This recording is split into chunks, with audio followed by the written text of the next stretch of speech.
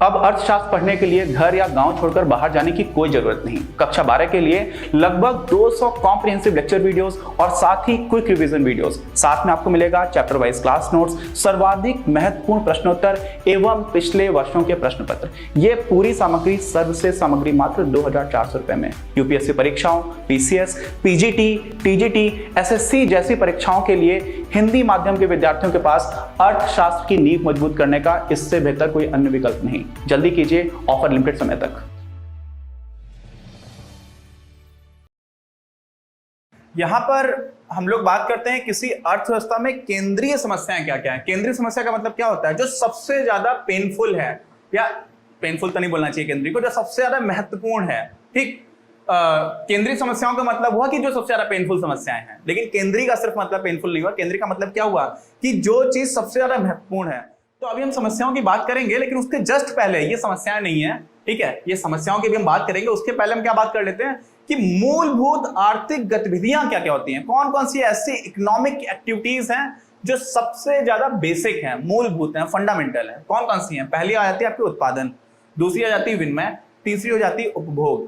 ठीक, कैसी भी इकोनॉमी हो, कोई भी आर्थिक तंत्र हो, उसमें क्या होता है? सबसे पहले हम लोग किसी चीज का उत्पादन करते हैं। उत्पादन किस चीज का करना चाहिए? पिछले वीडियो से याद करिए कि लोगों को पसंद क्या क्या है और क्या उस तरह का उत्पादन करने का। जैसे मान लीजिए मुझे पसंद हो कि मुझे सैटर्न पर जाना है, शनि ग्रह पे जाना है, मेरी बहुत इच्छा है। अब वो बनाने के संसाधन ही नहीं है अभी। उसको बनाने के जो संसाधन है, एक तरह का दिमाग चाहिए, जो टेक्नोलॉजी चाहिए, वो है ही नहीं। तो क्या हम वो प्रोड्यूस कर सकते हैं? भले ही आपकी कितनी भी इच्छा हो। तो पसंद नापसंद बहुत महत्वपूर्ण है, लेकिन साथ साथ वो वास्तविकता से कितना दूर तो नहीं है। ऐसा तो नहीं है कि उसको अचीव ही ना किया जा सके। तो आप ऐसे रिसोर्सेस लगा दो, देश में, पूरे दुनिया में लोगों को खाने को नहीं मिल रहा है और सारे लोग क्या कर रहे हैं? सारे लोग दुनिया के सैटर्न यानी कि शनि ग्रह पर जाने की कोशिश कर रहे हैं। तो वो तो बहुत ही पेनफुल हो जाएगा। जिसके पास पैसा है वो तो फिर भी कुछ खा पी लेगा, जो गरीब है वो तो सारे मर जाएंगे। यहाँ पर मैं आपको एक काफी दर्दनाक फैक्ट भी लग सकता है। जो भी लिबरल लोग होते हैं ना, लिबरल लोग किनको बोला जाता है? जो उदारवादी लोग होते हैं।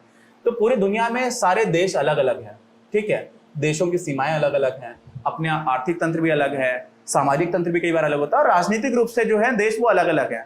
अब पूरे देश, पूरी दुनिया के जो इतने सारे देश हैं ना, उनकी अपनी अपनी सेनाएं हैं। ठीक, जब दुनिया थी, भगवान ने दुनिया बनाई, जो लोग भगवान को मानते हैं उनके हिसाब से दुनिया किसने बनाई? इंसानों ने तो बनाई नहीं है, भगवान ने बनाई। अब उस दुनिया को आपस में हम लोगों ने, इंसानों ने लड़ लड़ करके बांट लिया। एक देश बन गया आपका इजराइल, एक बन गया आपका फिलिस्तीन। ठीक, ऐसे ही एक देश बन गया दक्षिण कोरिया, एक देश बन गया आपका उत्तरी कोरिया। तो दक्षिणी कोरिया और उत्तरी कोरिया में लड़ाई चल रही है, इजराइल फिलिस्तीन में लड़ाई चल रही है। तो उससे होता क्या है कि हर देश को अपने यहाँ पर सेनाएं बनानी पड़ती हैं, और उस सेना का रखरखाव बहुत महंगा होता है। क्यों महंगा होता है? क्योंकि संसाधन सीमित हैं, उतने ही लोग हैं। उन्हीं लोगों से आप, हो सकता है कि कोरोना वायरस की जो उसको ठीक करने की वैक्सीन है, उस तरफ हम लोग रिसोर्सेस खर्च कर सकते थे, है ना। आज हम लोग भी, लॉकडाउन चल रहा है इस समय पर, जब ये वीडियो रिकॉर्ड हो रहा है तो लॉकडाउन चल रहा है और हम लोग 1 महीने से घर में बंद हैं। ठीक, हो क्या रहा है कि हम लोग, क्या मनुष्य, जो पूरी मानव जाति है, हमारे यहाँ पर जो हमारी फिलॉसफी है उसमें हम लोग वसुधैव कुटुंबकम की बात करते हैं, मतलब पूरा विश्व ही हमारा परिवार है। तो क्या हम लोग एक परिवार की तरह आजकल चल रहे हैं? उसमें क्या हो रहा है? पूरे दुनिया की जो भी सेनाएं हैं, अगर पूरी दुनिया की सेनाओं का 7 दिन का जितना खर्चा होता है, कितने दिन का? 7 दिन का, 7 डेज का, 1 वीक का, 1 सप्ताह का, उतने खर्चे से हम पूरी दुनिया के सारे लोगों को प्राइमरी एजुकेशन फ्री में दे सकते हैं।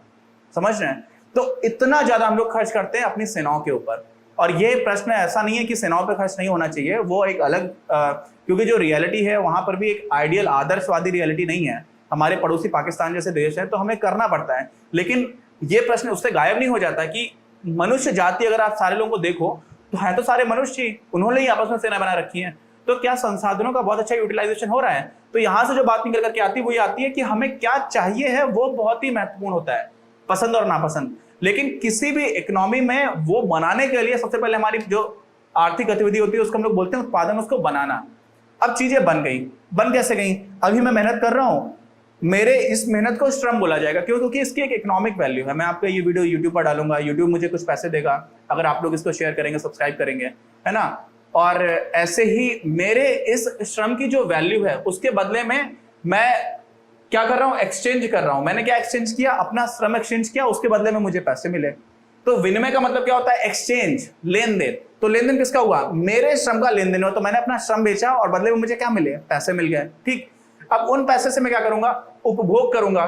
तो जो मैंने पढ़ाया है मैं वो भी तक अभी देख लूं। लेकिन उसके बाद बहुत सारी ऐसी चीजें हैं, जैसे ये बोर्ड है, ये बोर्ड बनाना मुझे नहीं आता, ये मार्कर बनाना मुझे नहीं आता, ठीक है, इस मार्कर की इंक बनाना मुझे नहीं आता, और ये सारी मुझे चीजें लग रही हैं इसी चीज को बनाने में। तो ऐसे ही मैंने खाना खा करके मैं बोल रहा हूँ, भूखा तो मैं बोल नहीं सकता है ना।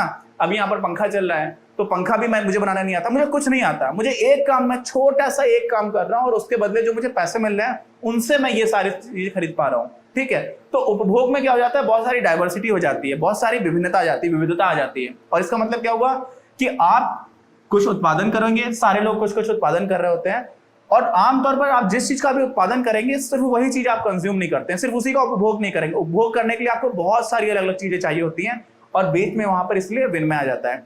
अब ये तो मैंने एक व्यक्ति के स्तर पर बता दिया कि मैं क्या उत्पादन कर रहा हूं, मैं क्या विनिमय कर रहा हूं, मैं क्या उपभोग कर रहा हूं, लेकिन अर्थव्यवस्था के स्तर पर भी यही चीज चलती है। सामाजिक रूप से पूरा समाज है, तो पूरे समाज में कौन कौन से चीजों का कितना कितना उत्पादन होगा, पहली गतिविधि होगी। फिर उस जो भी उत्पादन हुआ है उनका आपस में आदान प्रदान होगा। मैंने गेहूं उगाया, आपने मक्का उगाई, किसी और ने कुछ और उगाया, ठीक है। तो सारे लोग, ऐसा तो नहीं कि मैंने गेहूं उगाया तो मैं सिर्फ गेहूं खाऊंगा, मुझे कभी कभी मक्के की रोटी खाने का भी मन है ना। तो मक्के की रोटी के लिए मैं क्या करूंगा? अपने गेहूं उसको दूंगा, उससे मक्का ले लूंगा। अब सीधे सीधे हम लोग गेहूं और मक्का नहीं बदलते, क्योंकि हमारे पास क्या है? मुद्रा है। क्या है? मुद्रा। मुद्रे को हम लोग इंग्लिश में क्या बोलते हैं? करेंसी। ठीक, तो मुद्रा है, तो मुद्रा है वो एक तरह से कन्वर्टर का काम करती है। मैंने गेहूं बेचे, मुझे पैसे मिल गए, उसी पैसे से मैं मक्का खरीद लूंगा। तो वो एक अलग इश्यू है जिसको हम लोग बाद में डिटेल में डिस्कस करेंगे। लेकिन ये तीनों जो आर्थिक गतिविधियां हैं वो सामाजिक स्तर पर भी, पूरी अर्थव्यवस्था के स्तर पर भी चल रही होती हैं। विनिमय हो गया, फिर उपभोग हो रहा है, तो सारे लोग अपना अपना अलग अलग जगह चीजों का उपभोग कर रहे हैं। तो हम लोगों ने क्या बात कर ली? हम लोगों ने मूलभूत आर्थिक गतिविधियों की बात की है। समस्याएं क्या हैं? समस्याएं जो हैं उसको हम लोग इसी में अभी आगे बात करते हैं। अगर आपको ये वीडियो पसंद आया तो प्लीज इसे अपने दोस्तों के साथ शेयर करें, लाइक करें, आपके अपने चैनल अपनी क्लास को सब्सक्राइब करें और बेल आइकन को प्रेस करना ना भूलें। Thank you very much, have a nice day.